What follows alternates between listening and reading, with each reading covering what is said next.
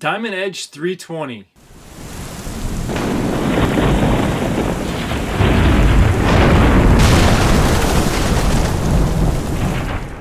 I'm Sean McVeigh with Sean's Outdoor Adventures, and in this video I'm going to do a review on the Diamond Edge 320.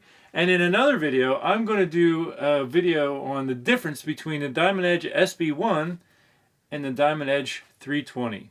But for now I'm going to go over the Edge 320, and I'm going to talk about some of the things that I've noticed that are clearly different from the SB1 that stand out. First of all, they've gone from the hostage style rest to a whisker biscuit on this. The stabilizer is a little different. I'll go over that more in the comparison video. The cams are a little bit different, as well as the module system for changing the draw weight. So let me get into the actual bow itself. The bow goes from a 15-inch draw length to a 31-inch draw length. And that's actually good because I'm a 31-inch draw. And I've decided already that I will use this as my backup bow for the year. I'm currently shooting a Matthews Traverse, but I usually like to have a backup bow, and I didn't have one. So I bought this bow to do the review, but also to use as a backup bow. And if you watch my channel this year, I'm planning to, at least on one hunt, take this out and see if I can harvest a deer with it. I'll also mention, if you've been following my videos, I'm going to do a bow giveaway on December 1st.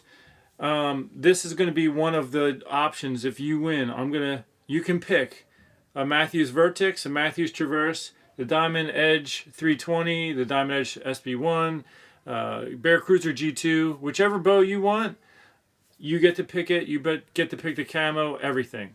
The scripture verse for this episode is Ephesians 4:11 through 13. So that's Ephesians chapter 4, verses 11 through 13. What that means is, ever since June 1st, I've been mentioning a scripture verse in each episode. You just make a note of that, and when I'll do a registration at the end of November. And if you register, I'm going to call somebody from that list live on December 1st, and I'll say, hey, what was the scripture verse from this specific episode? You tell me the scripture verse and what it was about, you win. I'm going to be giving away a brand new compound bow. I'm also giving away an XOP Vanish, the new Evolution Vanish tree stand, as well as a Sharpple broadhead sharpener. And I have my Sharpple broadhead sharpener right here. This is pretty sweet. It's a 5-piece sharpener. So those are some of the prizes. Make sure you get in on that. And I've been telling people, just write down the name of the video and what the scripture verse and the summary of it. It's currently set. I just set it at 31-inch draw. I'm going to shoot it at every draw length. So let's go over what you get with the Diamond Edge 320. They have changed the quiver a little bit this year, the locking system. It used to be that you put it on and twist. Now you slide it on and lock that down. But actually I need to adjust this. I'm seeing a problem here. So I moved the quiver up so that I could have my arrows as high as possible, but now it's hitting where the arrow rest is, so it means I have to move it back down. So there is a little bit of discombobulation with the design there. Alright, so that was a little bit of an annoyance. I would call this a design flaw, just the way this is all lining up. I like to have my quiver as close to the bow riser as possible, so in line with that, because I think it helps with balancing. The more you come back this way, the more it causes different balancing issues. So anyway, I had it as far back as you could install it, because they give you 3 options here, 3 slots to attach it to the bow. In the all the way back slot, it wouldn't work because it came in contact with the back of the whisker biscuit arrow rest because of how far it sticks out. So I had to move it, take the screws all the way out, move it up, put them back in. I also had to adjust the vertical height for this here in order so that this part of the quiver is not hitting the rest. So I'm going to give that a thumbs down as far as on design. I mean, it's fine. You'll be fine. It'll work. But I just think that, the thought process in these changes was not effective. Now, they did They give you a very cheap stabilizer, and the way that it's designed, I'd say it has more of a chance of absorbing some vibration because of how loose the tip of this is, and there's a little weight in it. The more that can vibrate, the more it's capable of absorbing vibration when the shot goes off. I see that my sticker on the bottom here is already coming off for, I'll just put it back on, hopefully it'll stay on. But they have a sticker on here that shows you where you're at the max peak weight and minimum weight, and that sticker's coming off. The sight it's all plastic construction. It does have a level in it and 3 pins. As far as it's all Allen wrench adjustments, so these style of sights are, they work. It's just a little difficult to get them sighted in because you loosen the Allen wrench screw and you have to slide it to the correct location. If you're getting close but it's not quite there and you just need to move it a little bit, sometimes you can jolt or you're having trouble getting it going and it'll go too far and it becomes a little difficult. But pretty much all of these entry-level bows, you're going to have this style of a sight on there, and it's just going to be a little work getting it sighted in. All right, so IBO ratings are set at 70-pound draw weight and 30-inch draw length.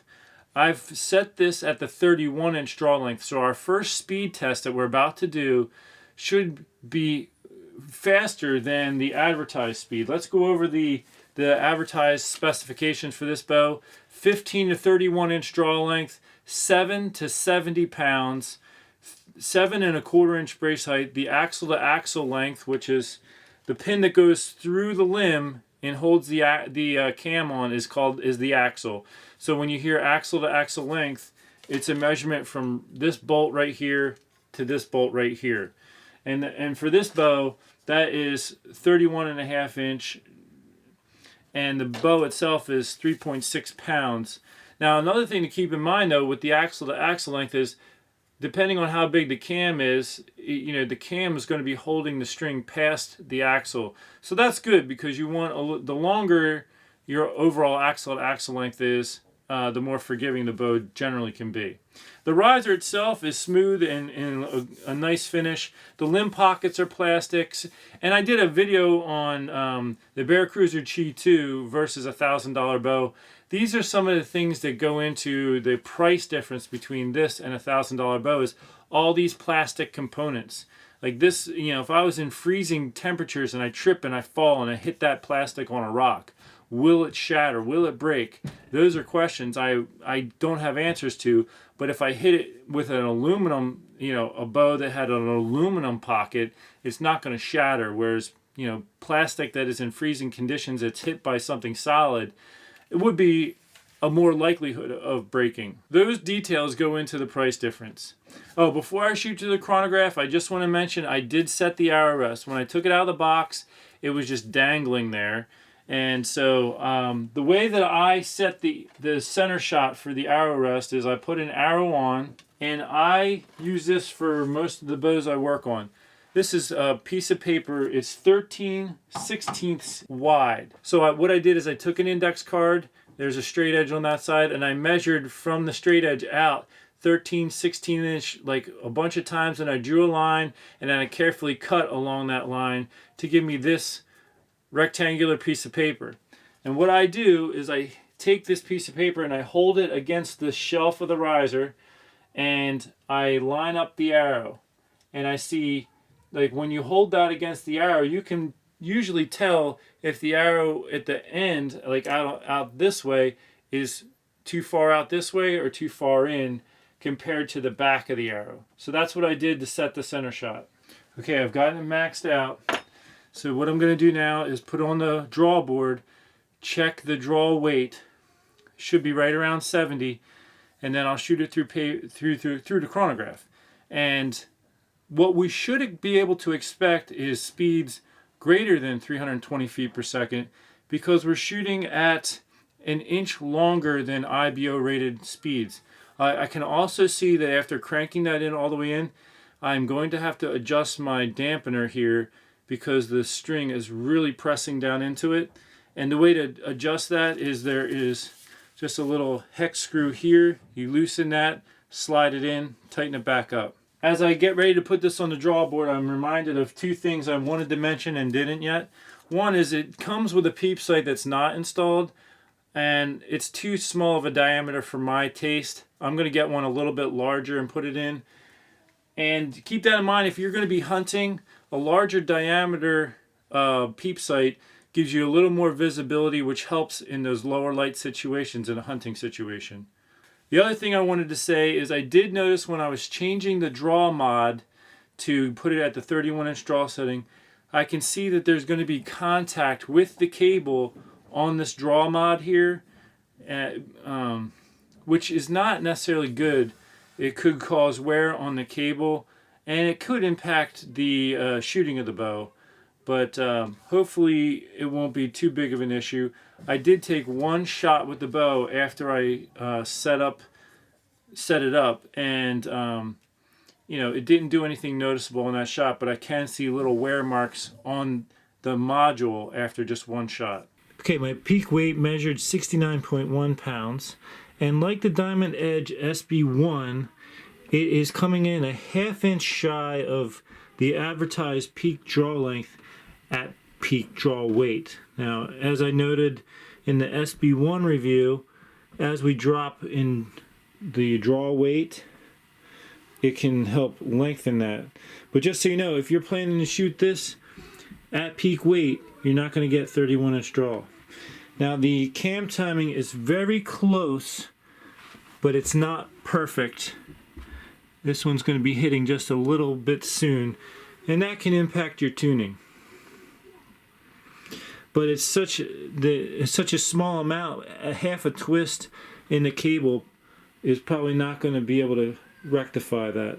So for this part of the testing, I'm just going to go ahead and zoom my camera in on the chronograph, and we're going to see the numbers as they come up. We're going to go from 31-inch draw to 30, 29, 28, 27, 26, 25, all the way down to 15. Let's see what happens. 321. Now that's 31-inch draw. 319. 321. 310. 309. 309. Okay, 29-inch draw length. 295. 296. 296. 28-inch draw length. 283. 282. 283. 27-inch draw length. 268. 271. 271. As I'm compiling this video here, going through, I wanted to mention that when I got around the 27, 26, 25-inch draw length, and I'd hit full draw, it would really come into the valley quite abruptly, and it would make a strange click noise. So just listen right here. This is an example of the click noise.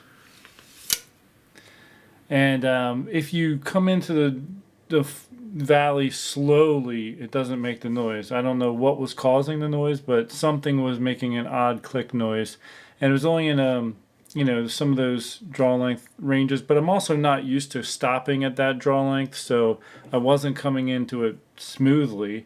And so just making you aware that, you know, you have to kind of reach full draw somewhat gently, because it was making a little bit of a strange click noise. Something was. 26-inch draw length. 257. 256. 256. Okay, 25-inch draw length. 243. 244. 24-inch draw length. 229. Hey, if you like all of the detail and hard work I'm putting into this video, I really would appreciate it if you would subscribe and click the bell icon so that you're notified every time I do an upload or go live. 230. 230. 215. 216. 216. 22-inch draw. 200. 201. 201. Okay, this is 21-inch draw. 185.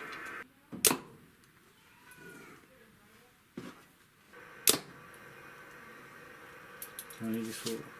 I'm going to interject this here just so when you're looking at my data charts, just so you can see this with your own eyes. When I got down into the lower draw lengths, you can see that it was pretty off. So when it was marked as 19-inch draw length, it was coming in a lot closer to 18-inch. So I just, I'm going to show you this clip to verify, then I'll finish out some of this and we'll look at some of the data. So it's measuring just under 18 and a half, so basically 18 3/8. And to verify, you'll see that the little hash mark is on 19-inch draw length.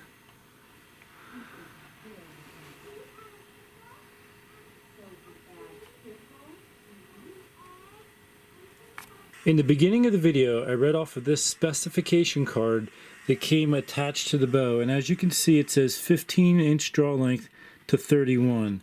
If you look on the cam, it only goes to a 16-inch draw length. So as you can see on the cam, it goes to a 16-inch draw length.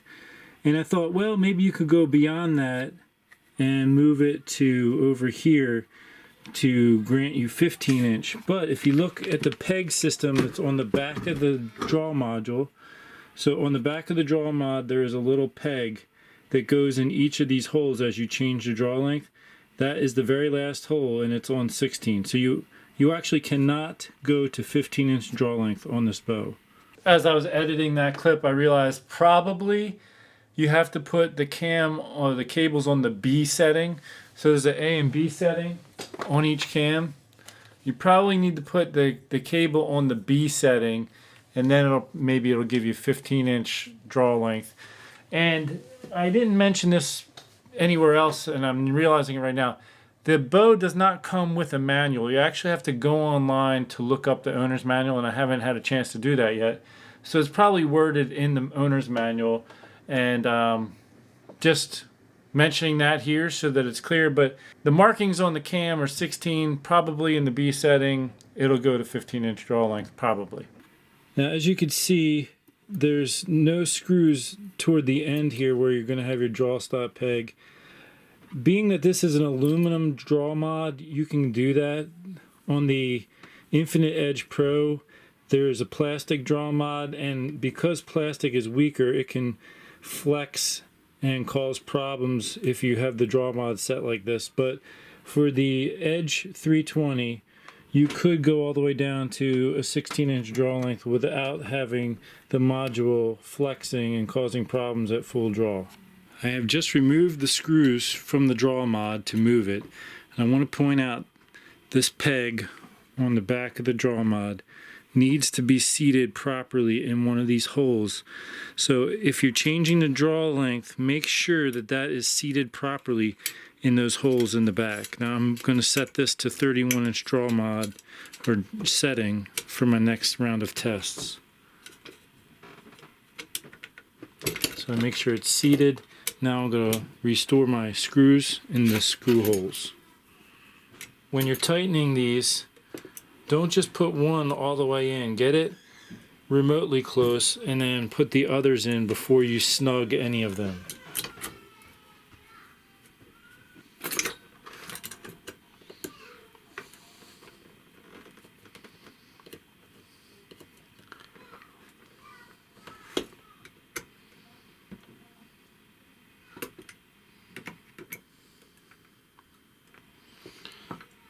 if you're putting them in and not planning to move them, put some blue Loctite on each screw.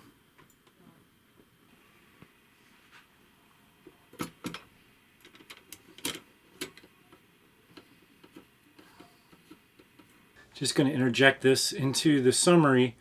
I'm at 10 limb bolt turns loosened, and I mean, the string is really flimsy, as are the cables. Obviously, as you loosen, you're going to have to adjust your stopper here, but you can loosen it out pretty far and pop this open to fit in a peep sight, which I'll do. All right, I just loosened it. 11 limb bolt turns. As you can see, here's the little marker on the bow. Here is the minimum. I can, according to this, I can loosen it farther. However, it is so loose that it's in danger. I could actually take it off the cam and put it back on. So you can loosen this bow out pretty far and insert a peep sight or do some work on it. But you just need to be mindful that you don't want to shoot it. Although I can continue to loosen this according to here, you don't want to shoot it if this stuff can kind of come off the cam in its resting position, because if it gets bumped off and you don't realize it and then you go to shoot, let's say a cable's off track or something, you could kind of dry fire the bow or just have a mishap. So I would not go looser than, like 9 limb bolt turns on this, at this peak draw length setting. That's the included peep sight. I'm actually going to try the Peep It peep sight. I haven't used it before, but you don't have to tie it in. And as you can see, this diameter on this one is larger. So you simply take the strands that they have provided for you, pull the string apart so that you're separating the two colors from each other. We'll remove that. And then for the Peep It, you just wrap this in like so. And that's how that works. All right, now I'm going to go over the data I acquired, and then I'm going to give you a final synopsis of the bow and point out a few things that maybe I didn't throughout the process. First, at the top here, kind of in a reddish color, I have the manufacturer's specifications as noted on the card that comes with the bow. In the blue under it, I have the specifications that I measured. Now, the draw length went as low as 16 inches up to 30.5, and that's at peak weight. So you can get a longer draw length, but you have to reduce the peak weight. The draw weight on the A setting, the lowest you can go is about 46 pounds, and I was maxing out around 69 pounds. For the speed, their speed rating says 320 feet per second.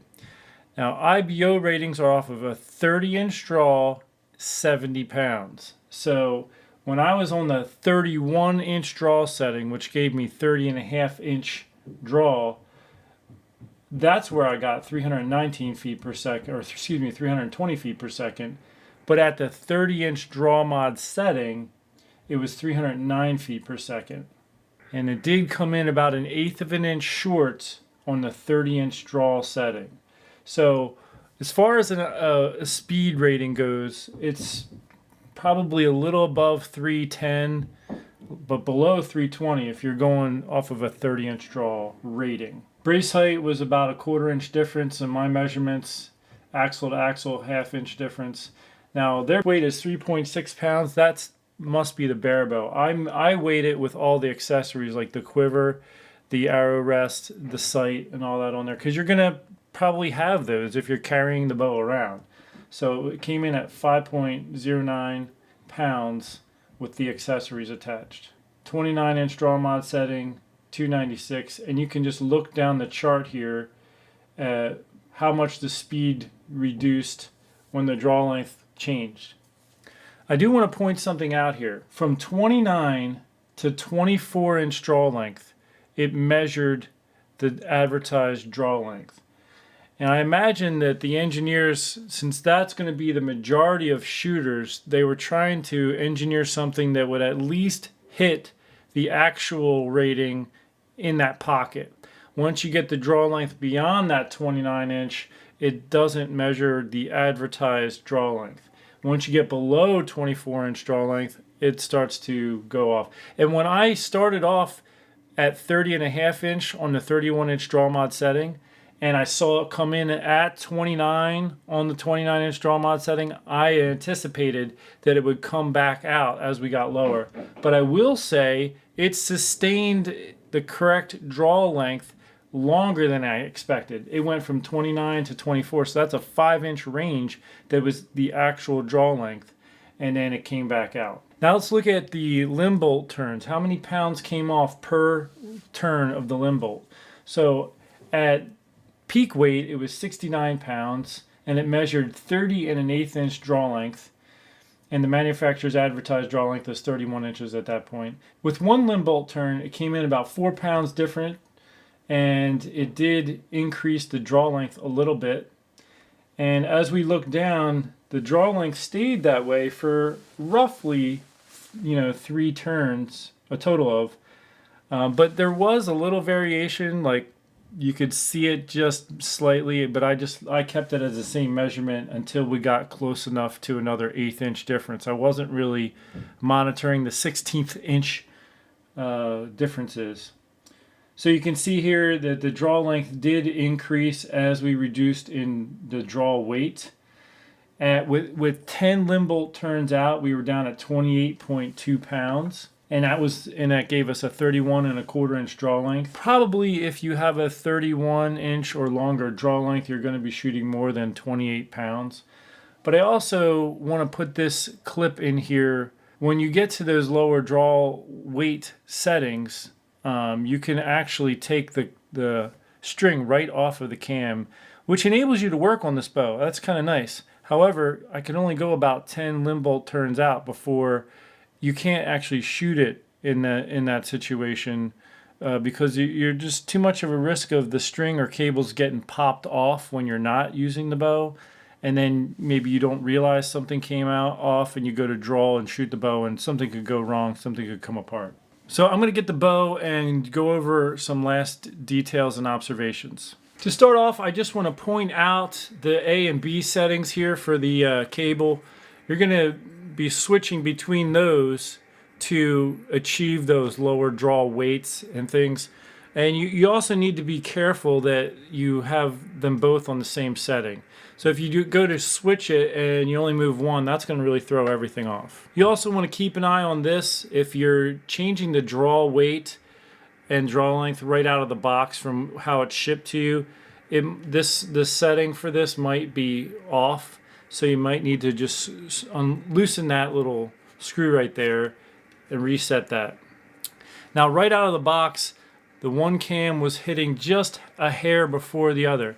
If you look at the, there is for the A setting, the cable should run right between the two little dots on either side of the A. On the other one, you can see that it is out, and it's only a small amount out, but it is in fact out. The amount that it is out is small enough that if I added a twist to the cable to correct it, it would probably overcompensate and it would be out again because it's only a small amount. Another observation is, as I mentioned before with the quiver, there's a little awkwardness in the setup. I did put 2 arrows on there on either side of the lever just to see how it worked, and you can reach in there fairly well to open that up. However, you still got to kind of wiggle it. It's a little awkward in the process of pulling off. As you can see, I finally got it and the arrows hit the bottom limb. When you're hunting, you don't want to be making any sound. And I also pulled the bottom, or that arrow out of the bottom grommet when I was pulling it loose. So there is a little bit of an awkwardness to this design. I would say I'm not a fan of it.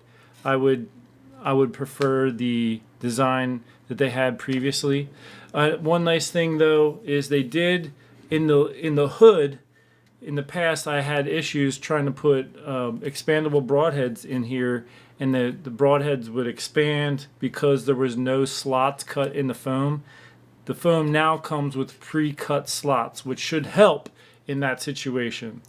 Being that I can't move the quiver setting as high as I would like to have it, my arrows hang way down below the bottom limb, which I prefer to not have in a hunting situation. It makes it easier for an arrow to get caught on something and popped out of the quiver. The draw stops are fairly wide, so you have a nice wide draw stop. It should hit the cable. Even if there's a little cam lean, it should hit the cable. And the draw, at full draw, it's a decent back wall, and it stays on the back wall pretty well, so I was pretty happy with that. All in all, I was a little, my expectations I think were a little too high for this, because people were telling me that they're going to discontinue the Diamond Edge SB1, and I had just named the Diamond Edge SB1 as the best bow for beginners. Right before this came out, I recorded that whole thing. And so now what I'm going to do in the next video is I'm going to compare this bow to the Diamond Edge SB1. Let's see which bow is better, which one has better speed, which one maintains specifications better. Let's see. So stay tuned for the next episode. Which bow is better? This, the Diamond Edge 320, or the Diamond Edge SB1? Thanks so much for tuning in to this episode. Till next time, take care and God bless.